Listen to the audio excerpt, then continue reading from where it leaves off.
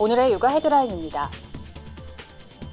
통계청의 2018년 출생 통계 확정치를 보면 여성들이 평생 낳을 것으로 예상되는 자녀 수를 뜻하는 합계 출산율이 지난해 사상 처음으로 한 명 아래로 떨어졌습니다. 보건복지부의 2018년 아동 종합 실태 조사에 따르면 초중고생 10명 가운데 7명은 공부하느라 평소에 시간 부족에 시달리는 것으로 나타났습니다.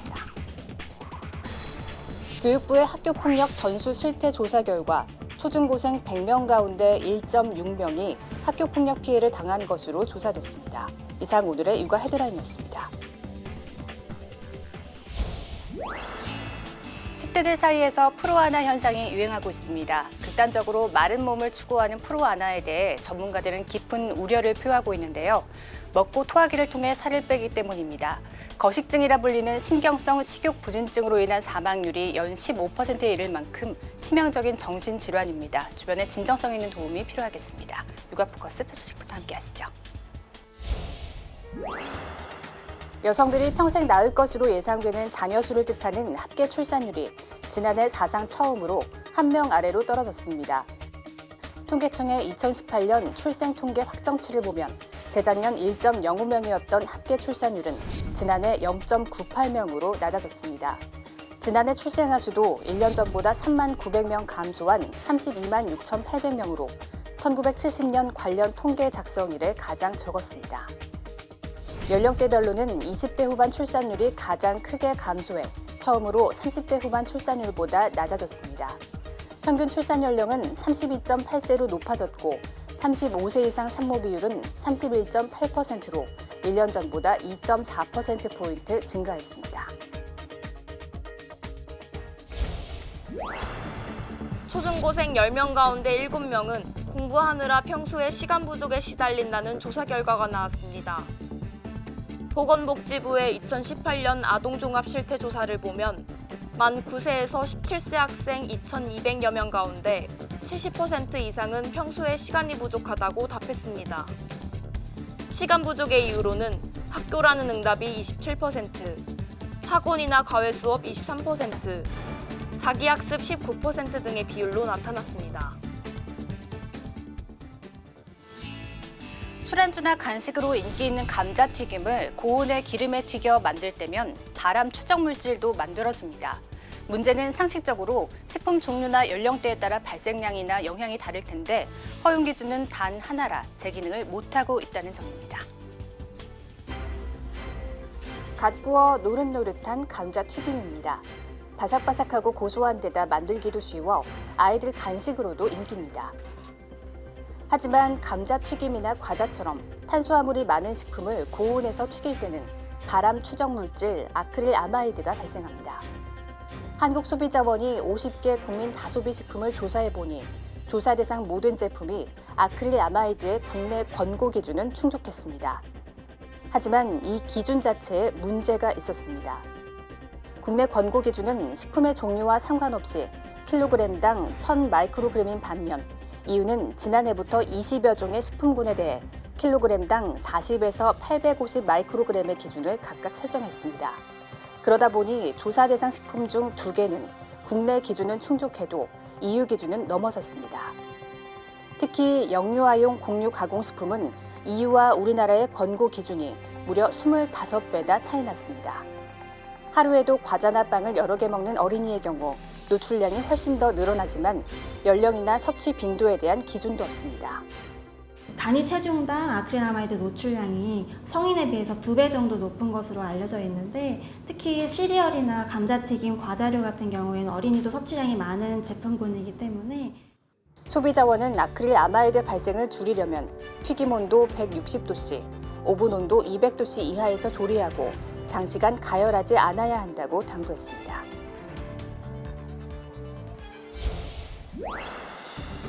초중고 100명 가운데 1.6명이 학교폭력 피해를 당했다는 결과가 나왔습니다. 교육부가 지난 4월 초등학교 4학년부터 고등학교 3학년까지 학교폭력 실태조사를 전수조사했습니다. 약 372만 명이 응답한 조사임을 고려하면 피해 학생이 6만 명 가까이 되는 셈입니다. 초등학생은 3.6%, 중학생은 0.8%, 고등학생 0.4%가 학교폭력 피해를 본 적이 있다고 답했습니다. 1년 전보다 초등학교의 피해 응답률이 높아졌는데 특히 처음 실태조사에 참여한 4학년의 피해 응답률이 높았습니다. 지난 2012년 이후 꾸준히 감소하던 학교폭력 피해 경험은 2년 연속 증가세를 보였습니다. 피해 유형은 언어폭력이 가장 많았고 집단 따돌림이 그 뒤를 이었으며 사이버 괴롭힘 비중이 전보다 높아졌습니다. 학교폭력을 목격했다는 응답률도 4%로 늘었습니다. 목격 후 아무것도 하지 못했다는 응답은 줄어들고 피해 사실을 알리고 신고한 비율은 82%에 육박했습니다. 학생들의 학교 폭력 민감도가 높아져서 그 학교 폭력을 목격했을 때 그 외면하지 않는 경향이 증가하고 있다는 걸로 볼 수 있습니다. 교육부는 이번 실태조사를 토대로 오는 12월 제4차 학교폭력 예방과 대책 기본계획을 수립해 발표할 계획입니다. 또 초등학교를 중심으로 관련 예방 프로그램을 지원하고 전문 상담교사 배치도 확대할 예정입니다. 우리나라 여성 절반 이상이 범죄 발생 가능성에 불안을 느끼고 있을 정도로 여성 범죄는 사회적 문제로 떠올랐습니다. 여성 범죄가 빈발하고 있는 강남구가 여성들의 불안 해소와 범죄 예방을 위한 환경 개선에 나섰습니다. 침침한 회색이었던 계단이 파란색으로 옷을 갈아입었습니다. 어슷 비슷하게 생긴 골목에는 고유의 번호가 붙여졌습니다. 여성이 안심하고 다닐 수 있는 거리를 만들기 위해 설치된 장치들입니다. 강남구청은 최근 범죄를 예방하기 위한 목적으로 환경 디자인 개선 사업, 즉 셉테드 추진에 박차를 가하고 있습니다. 최근 3년간 여성을 상대로 한 범죄 비중이 증가세를 보이고 각종 흉악범죄가 기승을 부리면서 이를 예방할 다양한 대책들이 쏟아지고 있는 겁니다. 하지만 전문가들은 범죄 예방을 위한 셉테드가 보조적 수단에 불과하다며 커뮤니티 내 방범 대책이 병행돼야 한다고 지적합니다. 기본적인 거를 갖추는 거다. 그렇게 생각합니다. 장기적 관점으로 봤을 때는 역시 이제 커뮤니티 활성화가 제일 중요하고 2세대 셉트에서 이제 거론된 대표적인 건데 연구에서 효과도 제일 많다고 보고요. 일상 속 여성이 불안을 느끼지 않을 환경을 만들기 위해 지역 주민들이 참여하는 공동 치안 등이 대표적인 예로 꼽힙니다. 제과점에 먹음직스러운 빵들이 종류별로 진열돼 있습니다. 단맛을 내는 크림빵, 케이크들은 특히 어린이들에게 인기입니다. 1살부터 29살까지 연령층의 주요 당 섭취원을 조사해보니 다른 연령대는 탄산음료가 1위인데 비해 3살부터 11살까지 어린이들은 빵의 비율이 가장 높았습니다. 그런데 제과점이나 편의점에서 팔리는 190여 종의 빵의 성분을 살펴본 결과 빵들의 평균 당함량은 23g, 보통 성인의 하루 권장량인 50g의 절반에 가까운 수치입니다. 제품별로 봤을 때 카스테라와 머핀은 보통 판매되는 양인 50여 g의 권장치 3배에 가까운 140여 g의 당이 들어있었습니다. 크림빵류 만주류 제품 역시 100g이 넘는 당이 포함돼 있었습니다. 빵을 자주 먹는 아이들의 경우 먹는 양, 곁들여 먹는 음료에 대한 부모의 지도가 필요하다는 지적입니다. 되도록이면 그 빵을 선택해서 음료를 마실 때 달지 않는 그 흰우유라든지 물을 같이 섭취하시는 게 좋을 것 같습니다. 또 성인들 역시 과다 섭취를 막기 위해 빵을 먹기 전 당류 함량을 확인하는 습관을 들일 필요가 있다고 전문가들은 조언합니다. 새학기가 시작되면 걱정되는 것 중 하나가 감염병이죠. 올해 유난히 기승을 부리는 A형 감염이 여전하고 전염성 높은 호흡기 질환, 백일에도 유행 중인데요. 전문가들은 예방접종이 꼭 필요하다고 권고합니다. 폭발적으로 유행하고 있는 A형 감염 발생 환자는 올해 들어 13,000명을 넘겼습니다. 8월 들어 그나마 증가세가 다소 주춤해졌다지만 새학기가 시작되면서 감염자 수는 다시 늘어날 가능성이 큽니다. A형 감염은 바이러스에 오염된 물이나 음식물 등을 통해 쉽게 전파돼 단체 급식이나 공동 화장실을 사용하는 학교 생활에서 주의가 필요합니다. 특히 10대의 항체 양성률은 42.1%, 10명 중 4명 정도만 항체가 있다는 게 문제입니다. 20대는 12.6%로 10명 중 1명 정도만 항체가 있어 더 심각합니다. A형 감염 백신 접종을 강조할 수밖에 없는 이유입니다. 접종을 1차 하시고 나서 6개월에서 1년 뒤 2차 추가 접종을 하면 거의 90% 이상 그 면역력을 가질 수 있는 것으로. 백일에는 신생아나 영유아에게 주로 발생하지만 올해 환자의 약 20%는 10대 청소년입니다. 기침이나 재채기로 쉽게 전염돼 가정, 학교 등지에서 감염자와의 접촉에 따른 2차 감염이 80%에 달합니다. 백일의 백신은 국가 필수 예방접종에 포함돼 만 11세에서 12세 청소년이라면 무료 접종할 수 있는 만큼 지금이라도 예방접종을 하는 것이 좋습니다. 내년 7월부터 도입되는 국민취업지원제는 실업급여나 근로장려금 등을 받지 못하는 구직자 지원이 목적입니다. 2년 내 취업 경험이 있는 중위소득 50% 이하 구직자에게 최대 6개월간 매월 50만 원이 지급됩니다. 취업 경험이 없는 중위소득 50% 이하 구직자와 중위소득 120% 이하 청년 중에서도 일부를 뽑아 지원합니다. 보육의 질을 높이는 차원에서 내년부터 신설되는 어린이집 연장반 지원 예상이 편성됩니다. 오후 4시부터 7시 반까지 운영하는 어린이집 연장반 전담교사 2만 2천 명을 신규 채용하고 연장반 보육료도 새로 책정했습니다. 국민 안전과 환경 개선을 위한 예산도 늘어납니다. 농물 문제 해결을 위해 내년 4천억 원을 시작으로 2022년까지 3년간 1조 4천억 원을 들여 전국 지방상수도에 정보통신기술, ICT 기반 수질 관리 시스템을 구축합니다. 산재 사망사고 30%를 차지하는 건설 현장 추락사고를 막기 위해 안전작업 발판 설치 예산을 233억 원 늘립니다. 미세먼지 감축을 위해 현재 디젤을 쓰는 광역 M버스를 2층 전기버스로 대체하면 보조금을 지급하고 친환경 부표 보급 등 청정바다를 만들기 위한 예산도 올해의 2배 이상 늘립니다.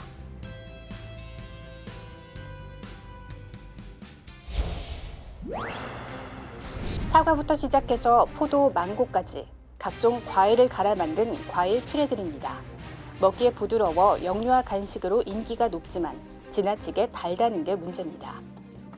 한국소비자원이 판매 중인 영유아용 과일 퓨레 20개 제품을 조사한 결과 이들 제품의 당류 함량은 1회 제공량당 최소 8.8g에서 최대 17.1g이었습니다. 태어난 지 5개월 된 영아의 하루 당류 섭취 기준량이 13.8g이니 하나만 먹어도 하루 기준치 최대 125% 정도를 섭취하게 되는 겁니다. 부모가 제품 영양 정보를 놓고 섭취를 조절하면 될 것 같지만 그 정보도 믿을 만하지 못합니다. 제품 뒷면에 표시된 영양 정보가 모두 성인 하루 섭취 열량인 2000kcal를 기준으로 돼 있기 때문입니다. 이 표시만 보고 당류 함량이 낮다고 생각해 먹였다가는 영유아들의 건강을 위협할 수도 있습니다. 영유아 대상으로 하는 이런 제품군에 있어서는 영유아의 그 연령별 섭취 기준량 대비 비율로 당류 함량 정보를 제공하는 것이 필요합니다. 소비자원은 일반 가공식품에 섭취 가능 연령을 표시하고 영유아 섭취 방법과 주의사항 표시를 의무화할 필요가 있다고 지적했습니다. 옷을 파는 SNS 마켓에서 쉽게 볼 수 있는 주의사항입니다. 입금 후 교환, 환불, 주문 변경 모두 안 된다고 돼 있습니다. 사전에 교환 환불 불가를 고지하면 법적 효력이 있다는 말까지 써놨습니다. 모두 자신들의 편의만을 위한 근거 없는 주장입니다. 현행 전자상거래법상 소비자는 과실이 없으면 물품 수령 후 7일 이내 청약 철회를 할 수 있기 때문입니다. 또 교환 환불 불가 시 안내를 해야 하지만 안내했다고 모두 안 되는 것도 아닙니다. 소비자원에 2016년부터 접수된 SNS 마켓 피해 구제 중 이렇게 환불 거부 같은 청약 철회 문제의 비중이 35%를 넘습니다. 국내 SNS 플랫폼을 쓰는 경우 조사 대상 266개 업체 중 한 곳을 뺀 전 업체가 청약 철회를 방해하고 있습니다. 특히 주문 제작이나 공동구매라 환불이 안 된다고 하거나 7일인 법정 청약 철회 기간을 멋대로 3일 이내라고 하는 사례가 많았습니다. 인스타그램 같은 해외 SNS를 이용하는 업체 중엔 청약 철회 규정을 제대로 안내하거나 지키는 곳이 단 한 곳도 없었습니다. 결제 시스템도 문제였습니다. 현금 결제를 유도하거나 현금 결제만 가능하다는 등의 결제 제한의 방식을 두고 있는 사업자들이 많은 것으로 나타났습니다. 소비자원은 이들 사업자에게 시정을 권고했지만 법규도 무시하는 이들이 권고를 따를지는 의문입니다.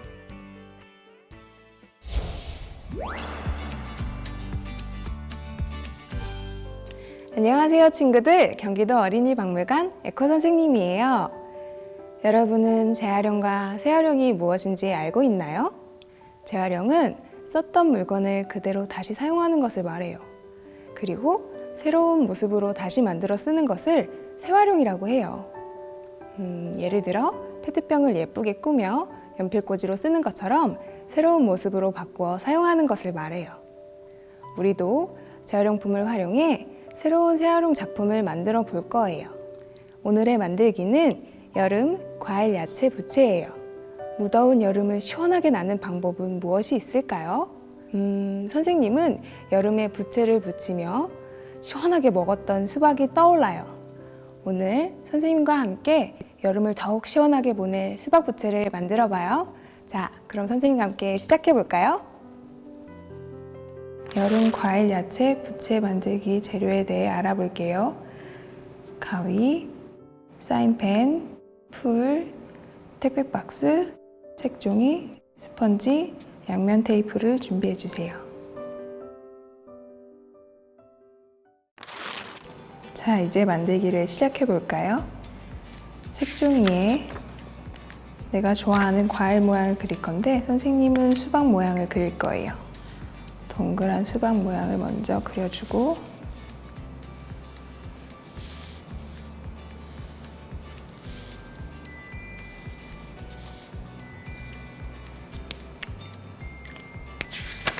선을 따라서 오려주세요.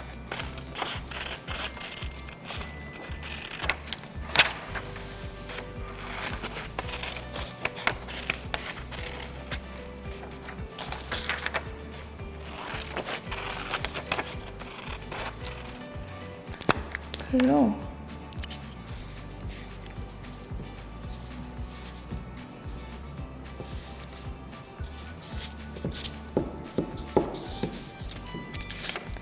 택배 박스에 붙여줄 거예요.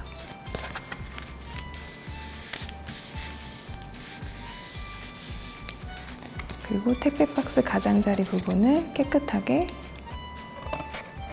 가위로 잘라주세요.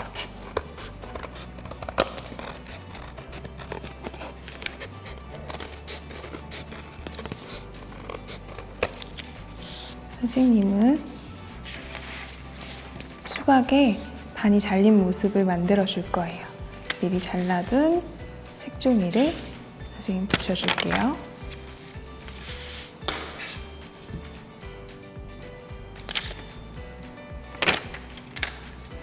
수박 속 모양은 수박 겉 모양보다 1cm 정도 작게 잘라주세요. 그리고 수박에 반이 잘린 모양을 꾸며줄 거예요. 수박의 씨앗을 사인펜으로 그려주세요.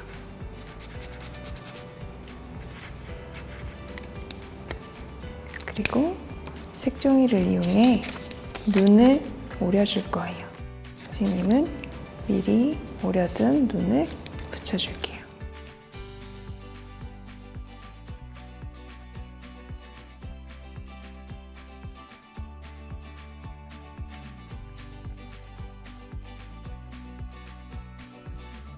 귀여운 표정을 그려주세요.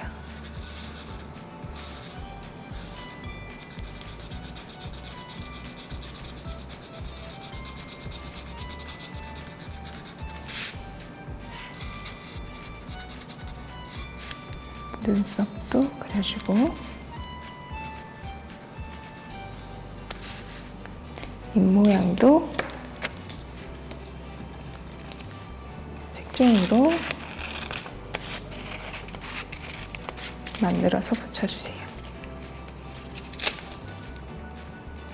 선생님은 놀란 듯한 입을 만들어 줄 거예요.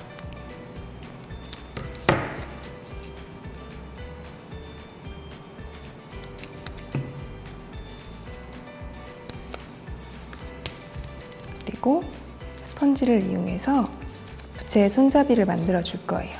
두 개의 스펀지에 양면 테이프를 각각 붙여주세요.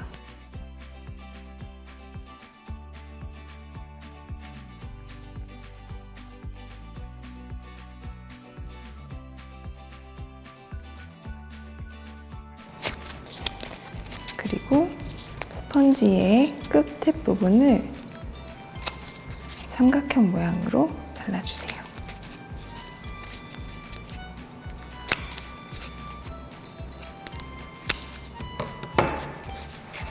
그다음에 양면 테이프를 떼서 택배 박스에 붙여주세요. 그리고 한쪽도 양면 테이프를 떼서 서로 마주보게 붙여주면 수박 부채 완성!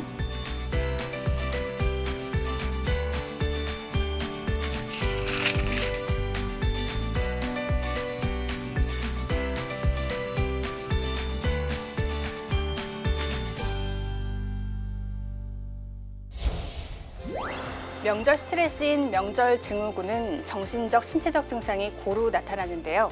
정신적인 명절 증후군은 주로 두통, 우울증, 불안감, 불면 등이며 신체적으로는 각종 근육과 관절의 통증이 발생합니다.